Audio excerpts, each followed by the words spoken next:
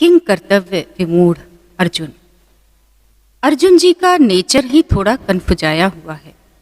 महाभारत के टाइम भी एन कुरुक्षेत्र के मैदान में वे कंफ्यूज हो गए थे, लड़ें या हथियार डाल दें। भगवान कृष्ण को उन्हें समझाना पड़ा, तब कहीं उन्होंने धनुष उठाया।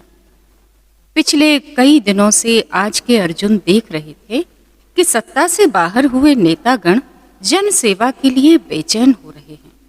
येन केन प्रकारेण फिर से कुर्सी पा लेने के लिए धर्म, फिल्म, विश्वविद्यालय, दंगे सब का सहारा लिया जा रहा है। कौआ कान ले गया कि रट लगाकर भीड़ को कन्फ्यूजियाने का हर संभव प्रयास चल रहा था। तेज ठंड के चलते जो लोग कानों पर मफलर बांधे हुए हैं वे, जो हिजाब पहने हुए हैं वे, जो हरे नीले पीले लाल गमछों से कान बांधे हैं वे भी बिना कान देखे कौए के पीछे दौड़ते फिर रहे हैं। ऐसे समय में ही चुनाव आ गए। अर्जुन जी किसना के संग पोलिंग बूथ पर जा पहुंचे। ठीक बूथ के बाहर वे फिर से कन्फ्यूजिया गए।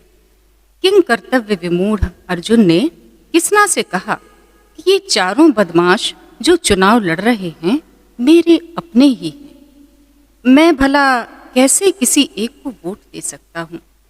इन चारों में से कोई भी मेरे देश का भला नहीं कर सकता। मैं इन सबको बहुत अच्छी तरह जानता हूँ।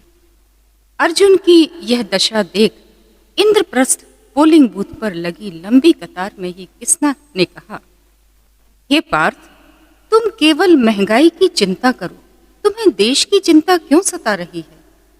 हे पार्थ, तुम फ्री बिजली, फ्री पानी, फ्री वाईफाई और मेट्रो में फ्री सफर की चिंता करो, तुम्हें भला देश की चिंता का अधिकार किसने दिया है। तुम बेटे के रोजगार की चिंता करो, बेरोजगारी भत्ते की चिंता करो, तुम्हें जातियों के अनुपात की चिंता क्यों।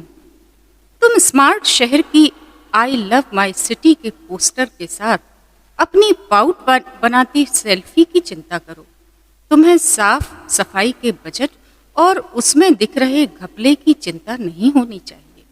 हे पार्थ, तुम सीमा पर शहीद जवान की शव यात्रा में शामिल होकर देशभक्ति के नारे लगाओ, गर्व करो। भला तुम्हें इससे क्या लेना देना कि यदि नेताजी ने बरसों पहले सही निर्णय लिए होते तो जवान के शहीद होने के अवसर ही ना आते।